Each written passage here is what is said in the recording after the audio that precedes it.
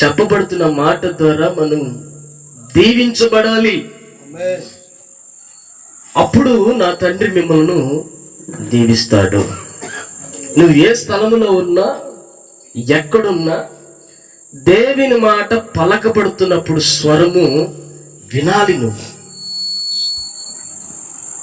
వినకపోతే నీ జీవితంలో, నీ జీవిత కాలం అంతా నువ్వేం పొందుతావంటే శాపాన్ని పొందుకుంటూ దరిద్రాలు అవుతావు.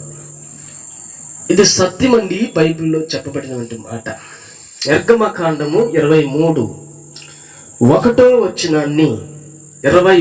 వచనాన్ని మీ బైబిల్ గ్రంథంలో చూడండి. దేవుడు మనతో ఏం మాట్లాడబోతున్నాడో ఒకసారి చూడండి. గత వారములో దేవుడు మనతో ఒక మాట మాట్లాడాడు.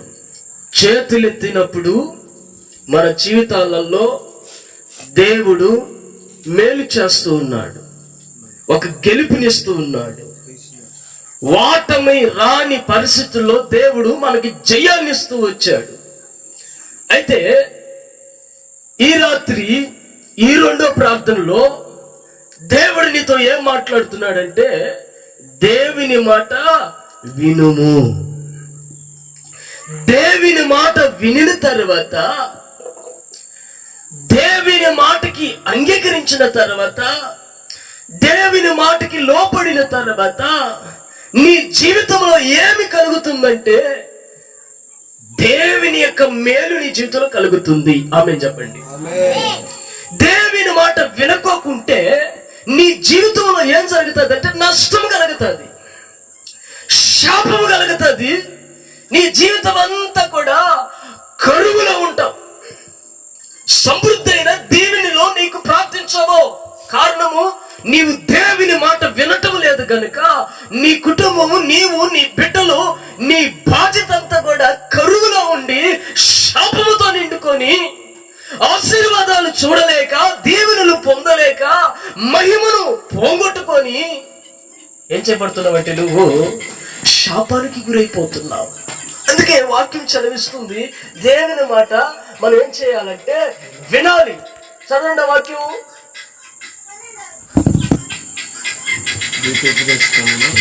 నిర్గమకాండం 23:21 వచనం.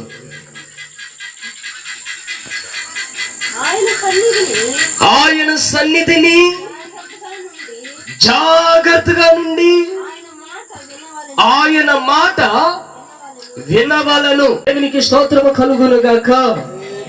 ఇప్పుడు చదివినటువంటి ఈ మాట మనం బాగా ఆలకిస్తే, ఆయన సన్నిధికి వచ్చినప్పుడు, ఆయన దగ్గరకు వచ్చినప్పుడు ఆయన మాట నువ్వు ఎలా ఉండాలంటే జాగ్రత్త కలిగి దేవుని మాట నీ చెవుకు, నీ మనస్సుకు, నీ హృదయానికి పెట్టుకోవాలి.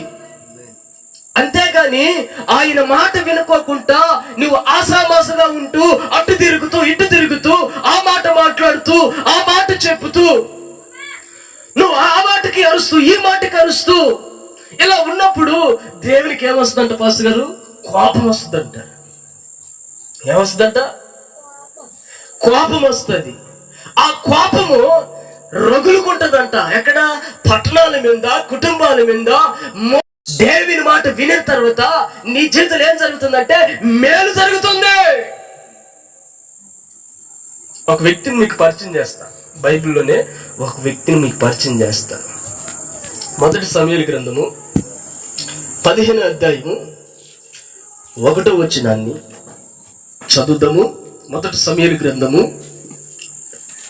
15వ అధ్యాయము 1వ వచనాన్ని చదువుదాం. ఇక్కడ ఒక ప్రవక్త సౌలు దగ్గరికి వచ్చాడు. వచ్చి ఏం చేస్తున్నాడంటే, ఈ ప్రవక్త సౌలుతో మాట్లాడుతున్నాడు. ఏం మాట్లాడుతున్నాడు అంటే బాగా ఆలోచించండి. నీ మనసంత వాక్యం మీదకి వెళ్ళిపోవాలా. స్తోత్రం. ఇప్పుడు దేవుడి రాత్రి మీతో మాట్లాడుతున్నాడు. ఆ మాట ద్వారా మీరు జీవితాలు కట్టుకుందురు గాక. హల్లెలూయా. మీ కుటుంబంలో శాపమున దేవుడు తొలగించును గాక. నీ కుటుంబంలో కరువున దేవుడు తొలగించును గాక. ఈ మాటల ద్వారా నీ కుటుంబాన్ని సమృద్ధమైన దీవెనలతో నింపును గాక. ఆమేన్. హల్లెలూయా. మరి చదవండి వాక్యము. ఒక్క దినమున సమూయేలు సౌలును పిలిచి యెహోవా ఇశ్రాయేలు తన జనుల మీద నిన్ను రాజుగా అభిషేకించుటకై నన్ను పంపెను. యెహోవా మాట వినుము. ఈరోజు పిల్లగా బాగా ఆలోచించండి. సౌలు దగ్గరికి సమూయేలు వచ్చి ఉన్నాడు. సమూయేలు సౌలుతో మాట్లాడుతున్నాడు. సౌలా, దేవుడు నీ వద్దకు నన్ను పంపి ఉన్నాడు. ఎందుకు పంపి ఉన్నాడో అది నీకు చెప్తా. ఇశ్రాయేలు మీద జనుల మీద నిన్ను రాజుగా అభిషేకించుటకై నన్ను పంపి ఉన్నాడు. ఇప్పుడు స్తోత్రం చెప్పండి. హల్లెలూయా. నన్ను పంపి ఉన్నాడు కాబట్టి యెహోవా మాట వినుము. దేవుని స్తోత్రం చెప్పండి.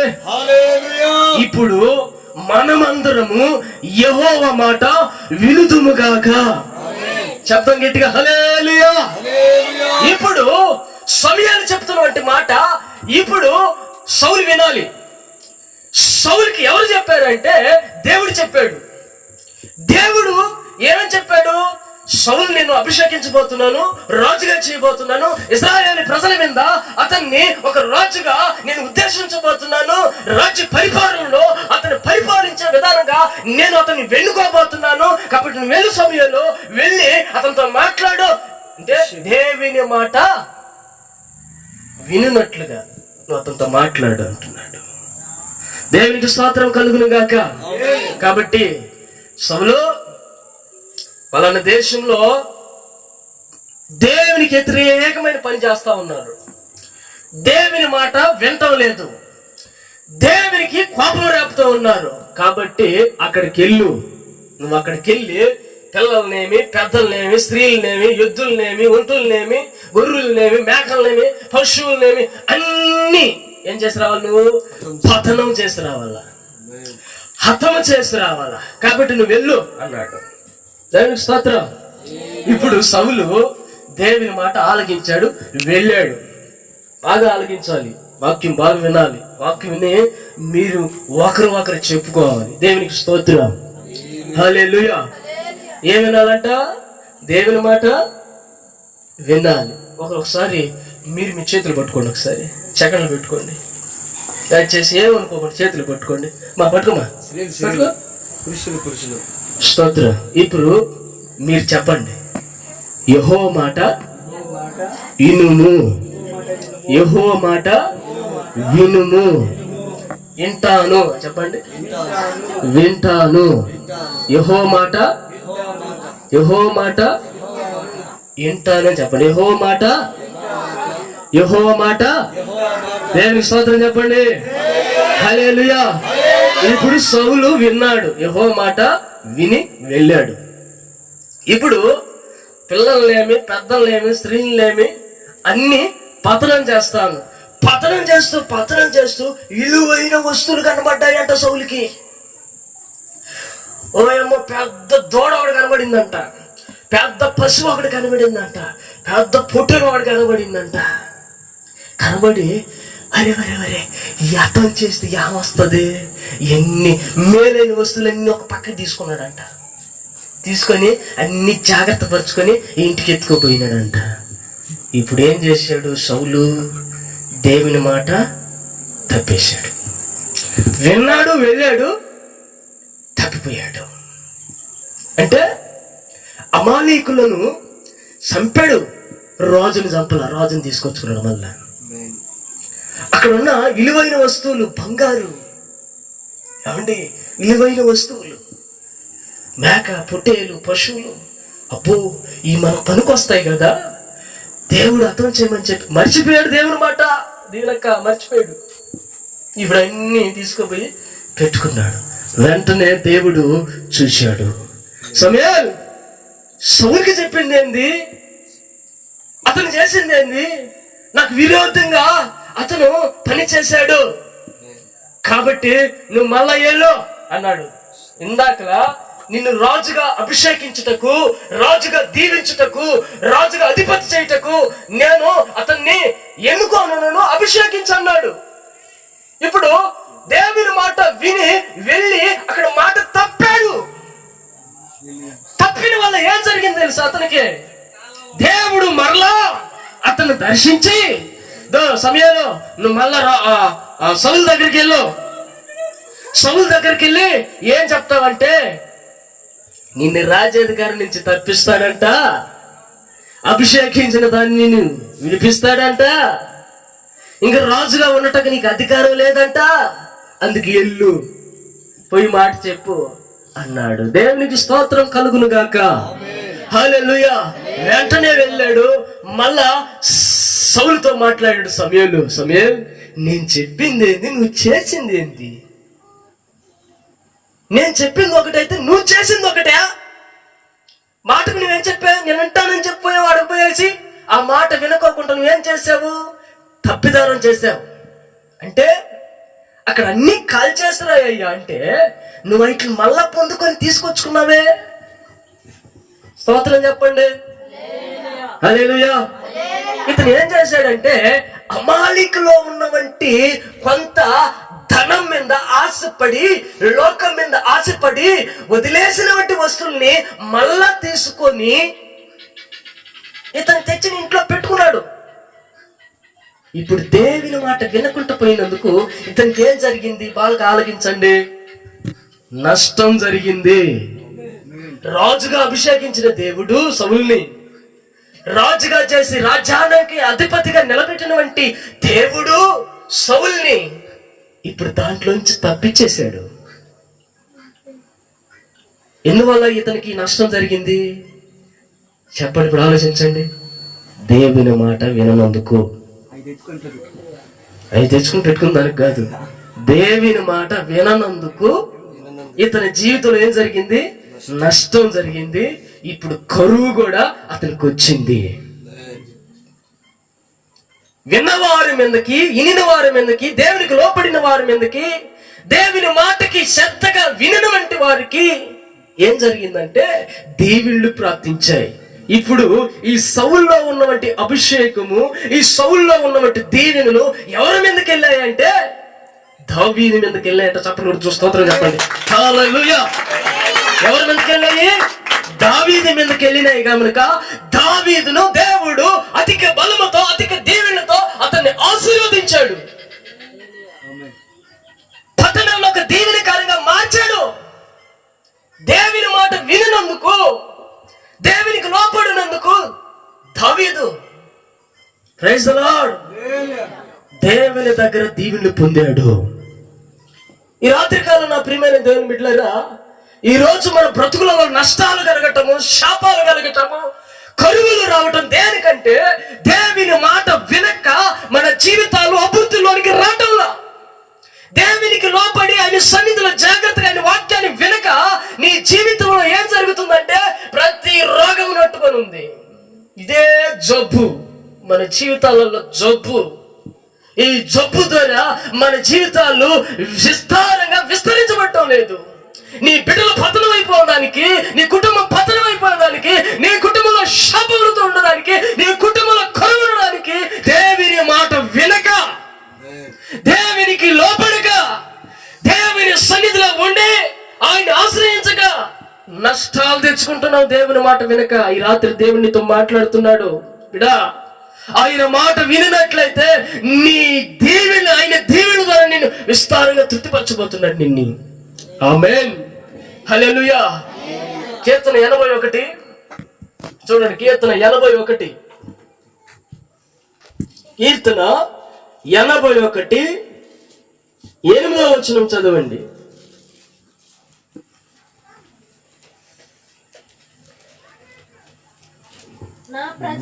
నా ప్రజలారా ఆలకింపుడి, నేను మీకు సంగతిని తెలియచేద్దును. అయ్యో ఇశ్రాయేలు, నీవు నా మాట ఇని ఎడల ఎంత మేలు. చప్పుడు కొట్టి స్తోత్రం చెప్పండి. నా ప్రియమైన దేవుని బిడ్డలారా, అట్టగొట్టకూడదు, పట్ట పట్ట పట్ట పల్ల కొట్టాలి. మీరు అట్టగొట్టే ఇది ఎవరికో కొట్టినట్టు నాకు కొట్టినట్టుగా ఉన్నది. స్తోత్రం, హల్లెలూయా. ఇశ్రాయేలు ప్రజలారా, అయ్యో నా ప్రజలారా, దేవుని మాట వినుట ఎంత మేలు. వినిన వారికి మేలు, వినని వారికి నష్టం. విన్న వారికి మేలు, వినని వారికి నష్టము, కష్టము. అందుకే యేసన్న ఒక వ్యక్తి ఒక మాట అన్నాడంట, ఒరే బాబు నా మాట విను అన్నాడంట. ఇంక యేసు ప్రభు రక్షాయుక్తి ఎలా ఉంటది అన్నాడంట. ఆయన ఎవరైనా అన్నాడంటే, ఆయన ఎవరైనా యేసు ప్రభు, నేను నమ్ముకున్నవంటి పరిశుద్ధాత్మ దేవుడు, నేను మేలు పొందుకున్నవంటి దేవుడు, నా జీవితాల్లో కార్యాలు చేసినవంటి దేవుడు, నా జీవితంలో కరువును తప్పించినవంటి దేవుడు. స్తోత్రం చెప్తాం. హల్లెలూయా. నా జీవితంలో పుట్టుకుని మొదలుకోటాంచి నా జీవితంలో, నా హృదయంలో, నా శరీరంలో ఉన్నవంటి ఒక జబ్బు, క్యాన్సర్ జబ్బుని తొలగించినటువంటి దేవుడు ఆయన. ఆయన నా ప్రభు అయిన యేసు క్రీస్తు అని అన్నాడంట. స్తోత్రం. అట్టయితే ఆయన నా బండి ఎక్కాలా అని ఆయన అడిగాడంట. రే యేసు ప్రభు నీ బండి ఎక్కాలంటే, దేవునికి స్తోత్రం, చెట్టు కింద ఆపు చెట్టు కింద ఆపేశాడు. అంతే. స్తోత్రం. దా కూర్చో అన్నాడంట. దా యేసన్ గారు కూర్చున్నాడు. ఇదిగో యేసు ప్రభు నీ బండిలో ఎక్కాలంటే నీ జోబులో ఏమున్నాయా అన్నాడంట. బీడు ముక్క ఉన్నాయా అన్నాడు. అవి తీసి పారే అన్నాడంట. అప్పుడప్పుడు ఏమైనా తాగుతావా అన్నట. పండుగలు వచ్చినప్పుడు బలంగా తాగుతాను, ఎప్పుడో ఒకసారి ఒక్కొక్కసారి అక్కడ తాగుతాను అంటే, యేసు ప్రభుని రిక్షాలో నీ ఇంట్లోకి రావాలంటే ఈ తాగుడు, ఈ బీడి ముక్కను ఇసురు పారి కొట్టాలా. హల్లెలూయా. అయ్యా ఈ పారీకుంటే యేసు ప్రభు ఎక్కడన్నా రిక్షాని ఎక్కడో. స్తోత్రం. వ్యభిచారం ఏమైనా చేస్తున్నావా? దొంగతనం ఏమైనా చేస్తున్నావా? అక్కడ సంబంధాలు ఏమైనా చేస్తున్నావా? అక్కడ ఈదులో ఏమైనా తిరుగుతూ అక్కడక్కడ మనుషుల దగ్గర గుట్లు కొడుతున్నావా? No action. నువ్వు అవన్నీ చేస్తే దేవుడు నీ ఇంట్లోకి రాడు, నీ రక్ష ఎక్కడో. స్తోత్రం కలుగును గాక. ఎన్ని గాని చేస్తా ఉన్నావంటే యేసు ప్రభు నీ ఇంట్లోకి రాడు, రక్ష ఎక్కడో. ఉన్న రక్ష కూడా పోతుంది, జాగ్రత్త అన్నాడంట. దేవునికి మహిమ కలుగును గాక. హల్లెలూయా. ఇప్పుడు నా మాట విను ఇశ్రాయేలు ప్రజలారా, ఓ ప్రజలారా, నా మాట విను. దేవుని మాట వినిన తర్వాత ఎంత మేలు నీ జీవితంలో జరుగుతుంది. Praise the lord. దేవునికి స్తోత్రము కలుగును గాక. దేవుని మాట వినిన తర్వాత అతని జీవితంలో ఒక నెమ్మది వచ్చిందంట. స్తోత్రం చెప్తాం గట్టిగా. ఆ మాటలు యేసన్న గారు దేవుని వాక్యం బోధిస్తున్నప్పుడు అతని జీవితంలో ఒక సంతోషం కలిగిందంట. అయ్యా నా హృదయం అంతా అయ్యా తేలింగా అయిపోతుంది అయ్యా, నా హృదయం అంతా సమృద్ధిగా సంతోషము కలుగుతుందయ్యా అని అంటున్నాడంట. దేవునికి స్తోత్రం. నా ప్రియమైన దేవుని బిడ్డలారా, యేసు ప్రభు నీ జీవితంలోకి రావాలంటే, నీ జీవితంలో సమృద్ధి అయిన దేవునితో నింపాలంటే దేవుని మాట వినాలి. దేవుని మాట వినిన తర్వాత ఆశీర్వాదాలు చూస్తావు. దేవుని మాట వినుకోకుంటే నష్టాలు చూస్తావు. ఇప్పుడు చౌలు నష్టం చూశాడు దేవునికి వ్యతిరేకమైన పని చేసి. ఈ రోజు మన జీవితాల్లో దేవుని మాటక వినక ఏమైపోతున్నామంటే నష్టాలు గురవుతున్న బిడ్డలారా. దేవుడినితో మాట్లాడుతున్నాడు. ప్రతి సంవత్సరం నేను క్రిస్మస్కి వెళ్తున్నాను, ప్రతి సంవత్సరం నేను గుడ్ ఫ్రైడేకి వెళ్తున్నాను, ప్రతి వారం నేను మందిరానికి వెళ్తున్నాను అనుకుంటే సరిపోదు. దేవుని మాట వినాలి. ప్రార్థనలలో కొడుతున్నాను, పాటలు పాడుతున్నాను అనుకుంటే సరిపోదు. దేవుని మాట వినిన వారికి మేలు కలుగుతుంది. దేవుని మాట వినాలి. ఇప్పుడు ఆ వ్యక్తి యేసన్న గారు చెప్తున్న మాట విన్నాడు కనుక తన జీవితంలో మేలు చేసే దేవుడు. దేవునికి మహిమ కలుగును కాక. హల్లెలూయా. 10 రూపాయలు 20 రూపాయలు ఇచ్చాడు. నా ప్రియమైన దేవుని బిడ్డలారా, దేవునికి ఇచ్చేటప్పుడు దేన్ని కూడా మనం చూడకూడదు. ధారాళంగా ప్రభుకి ఇచ్చేయాలంతే. దేవునికి స్తోత్రం. ఉన్నదంతా తీసి ఇచ్చేయమని చెప్తాడు. ఇచ్చేటప్పుడు లోపం లేకుండా ధారంగా ఇచ్చేయాలి. దేవుడు నిన్ను ఆశీర్వదిస్తాడు. దేవునికి మహిమ కలుగును గాక. ఈ రాత్రి నా ప్రియమైన దేవుని బిడ్డలారా, దేవుని మాట వినాలి. వినినవంటే మనకు దేవుడు ఆశీర్వదిస్తాడు. చివరిగా ఒక వాక్యం చెప్పి నేను ముగిస్తాను. ద్వితీయోపదేశకాండం చూడండి. ద్వితీయోపదేశకాండము 28వ అధ్యాయము 1వ వచనాన్ని ఈ సమయంలో మనం చదువుకుందాం. దేవుడు ఈ రాత్రి సీనులో నుండి నా తండ్రి మిమ్మల్ని అందరిని కూడా ఆశీర్వదించునుగాక. స్తోత్రం. చదవండి.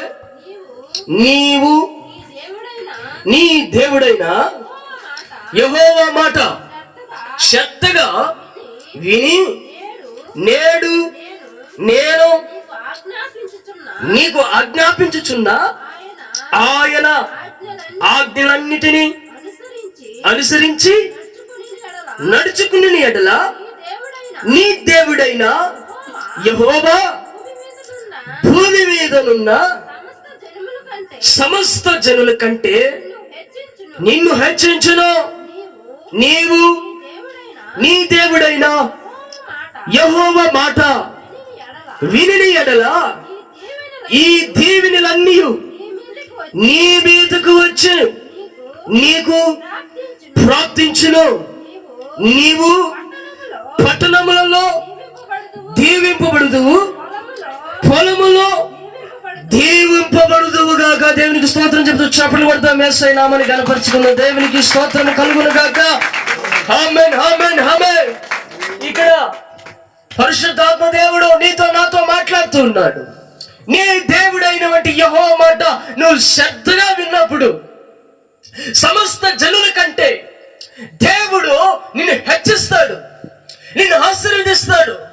లోకముల జనుల కంటే నిన్ను అతిముఖంగా నిన్ను అభివృద్ధి పొంది చేసి నీ యొక్క జీవితంలో ఎన్నడూ చూడనటువంటి దేవునిలో నువ్వు పొందుటకు ఆయన అభివృద్ధమైన కార్యాలను నీలో జీవితంలో ప్రారంభిస్తాడు.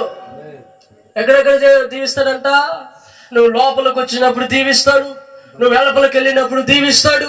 నీ పంట పొలమును, నీ కుటుంబంలో బిడలను, ఇటన్నిటిని కూడా దేవుడు ఏం చేస్తాడంటమో దీవిస్తాడు. ఇలా దీవించాలంటే, ఇలా ఆశీర్వదించాలంటే, ఇలా నీ కుటుంబాన్ని బలపరచాలంటే మొదట నువ్వేం చేయాలి? దేవుని మాట వినాలి.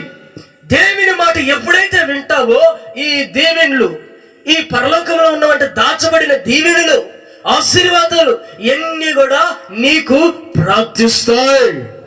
హల్లెలూయా. అవి నీకు ప్రాప్తిస్తాయి. మొదట ఎవరి మాట వినాలి? యేసయ్య మాట నువ్వు వినాలి.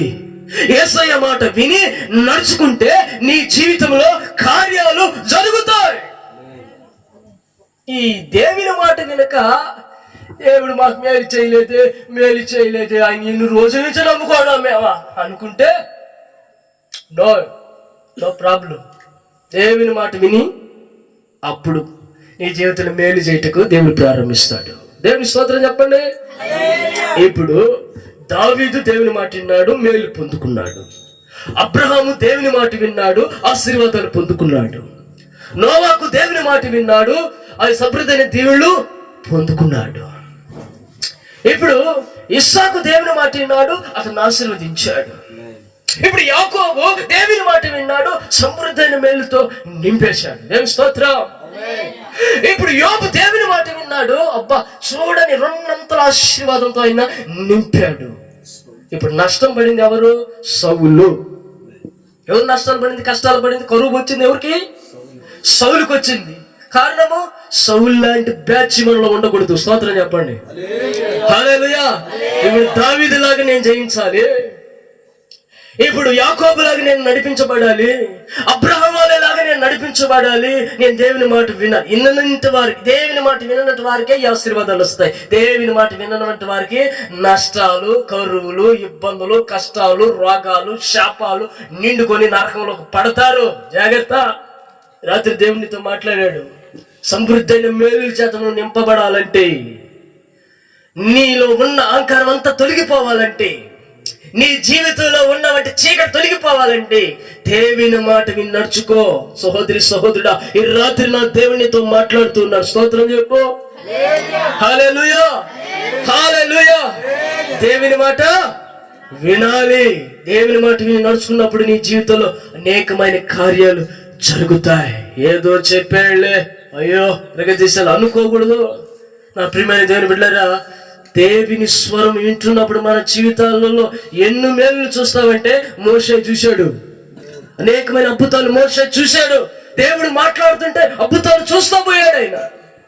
ఈ రాత్రి ఆ అద్భుతాలు మనం చూడాలంటే, ఆ మేలుని మనం చూడాలంటే మోషే లాగా ఆయన సన్నిధిలో మోకరిల్లి ఆయన మాట వినాలి. విన్నప్పుడు దేవునితో మాట్లాడి దేవునితో నింపునుగాక, సమృద్ధమైన కార్యాలతో నా దేవుని నడిపించునుగాక. ఈ 2వ వారంలో దేవుని మాట నువ్వు వినినప్పుడు దేవుడు ఆ కుటుంబాన్ని విస్తరింపజేసి దీవించునుగాక. ఆమేన్, ఆమేన్. వాక్యం ప్రభు దీవించి మన ఇనుకుల్లో ఆశీర్వదించునుగాక. Praise the Lord. హల్లెలూయా. ఒక్క నిమిషం మోకరిల్లండి, ప్రార్థించండి. ప్రభువా, నేను ఇన్నాళ్ళు నీ మాట వినుకోకుంటుంటే ఈ రోజు మీ దాసుల చెవులు మీరు మాట్లాడినందుకు నేను నీ మాట వింటాను. ఆయన చేతులు చాపి ఆయన పాదాల దగ్గర పెట్టి మోకరిల్లి ఆయన దగ్గరికి చేతులు చాపి, ప్రభువా, ఇంక మీదట నుంచి నీ మాట నేను వింటానయ్యా, నీ మాట విని నేను నడుచుకుంటానయ్యా, నీ మాట విని నా జీవితంలో మేలును పొందుకుంటానయ్యా, అభివృద్ధులను పొందుకుంటానయ్యా. నా బిడ్డలు పతనమైపోతున్నారయ్యా, ఆశీర్వదించబడటం లేదయ్యా, దీవెనలో ఉండటం లేదయ్యా. ఎన్నో రోజుల నుంచి నువ్వు నమ్ముకున్నాను కానీ నా జీవితంలో ఏ మేలు జరగలేదు ప్రభా అనుకుంటున్నావో బిడ్డ, ఈ రాత్రి దేవునితో మాట్లాడు. నువ్వు దేవుని మాట వినినట్లయితే దేవుడు నీ జీవితంలో కార్యాలు జరిగిస్తాడు. దేవుడు నీ జీవితంలో కార్యాలు చేయటం ప్రారంభిస్తాడు. దాచబడిన వంటి మేలుల చేత నా దేవుడు నిన్ను విస్తారంగా ఉంచబోతున్నాడు. దేవుడిని అడుగు ఈ రాత్రి, ప్రభా నాతో మాట్లాడినందుకే స్తోత్రం అయ్యా, మీ దాసుల చేరి మాట్లాడినందుకే నీకు వందనాలు ప్రభా అని దేవునికి చెప్పు చెప్పు చెప్పు. యేసయ్య నిన్ను దీవించబోతున్నాడు, యేసయ్య నిన్ను ఆశీర్వదించబోతున్నాడు, యేసయ్య సమృద్ధిని మేలులతో నిన్ను నింపబోతున్నాడు. ఆయన గొప్ప దేవుడు, ఆయన సజీవుడు, ఆయన భూమికి ఆకాశముకి పునాదేసిన దేవుడు, ఈ భూలోకంలో సకల విధానాలు చేసిన దేవుడు. ఆయన నువ్వు అనుభవిస్తున్న ప్రతిది కూడా దేవుడిచ్చిందే. నువ్వు తింటున్న ప్రతి ఆహారము కూడా అది దేవుడు పెట్టిందే. ఈ రాత్రి దేవుని మాట విన్నప్పుడు దేవుడు నీ జీవితంలో గొప్ప కార్యాలు చేయటకు ప్రారంభిస్తున్నాడు నా బిడ్డ. ఈ రాత్రి నా దేవుడి కార్యాలు నీ జీవితంలో చేయటకు ప్రారంభిస్తున్నాడు బిడ్డ. ఆసామాసగా ఉండగాకు, దేవుని మాట వినటకు విశ్వాసముతో నింపబడు. దేవుని మాట వినింది, దేవుని స్వరం వినింది ఆ చిన్నారి బిడ్డ, మరణించిన బిడ్డ లేచి కూర్చున్నదే. ఈ రోజు దేవుని మాట వినిన వంటి వారు జీవములోనికి వస్తారు, పరలోక రాజ్యంలో వారు నింపబడతారు, దేవుని మహిమతో వారు నింపబడతారు, అనేక కార్యాల చేత వారు నింపబడతారు. నా ప్రియ దేవుని బిడ్డలారా, దేవుని మాట విన్నప్పుడు నీ ఇంటి చుట్టూ రక్షణ ఉంటుంది. నీ దేవుని దూతలు ఆయన నీకు రక్షణగా ఉంచుతాడు. ఈ రాత్రి నా ప్రియమైన దేవుని బిడ్డ, దేవుని మాట విను, ఆయన నీకు మేలు చేయబోతున్నాడు. దేవుని మాట విను, ఆయన నీకు కార్యాలు చేయబోతున్నాడు. నీ జీవితంలో చూడనిది సమృద్ధైన దేవుడు నింపబోతున్నాడు. నువ్వు పట్టణంలో దీవించబడతావు, నువ్వు పొలంలో దీవించబడతావు, నువ్వు ఎక్కడికి వెళ్ళినా నా దేవుడు నిన్ను దీవిస్తూ ఉంటాడు. నువ్వు ఏ స్థలంలో అడుగుపెట్టినా ఆ స్థలాన్ని దేవుడు నీకు ఇస్తాడు. ఆయన నీ ఎందున్నాడు, ఆయన నీకు ముందుగా ఉన్నాడు. ఆయన నీ జీవితాన్ని ఆయన సమృద్ధిని మేలుతో నింపబోతున్నాడు. ఈ రాత్రి నా దేవుని కరుణ తొలగించబోతున్నాడు. స్తోత్రం చెప్పు. హల్లెలూయా, హల్లెలూయా. నీ బిడ్డలందరినీ ప్రభు నీ చేతికి అప్పచెప్పుతూ యేసయ్య పేరట ప్రార్థిస్తున్నాను తండ్రి. ఆమేన్, ఆమేన్. హల్లెలూయా.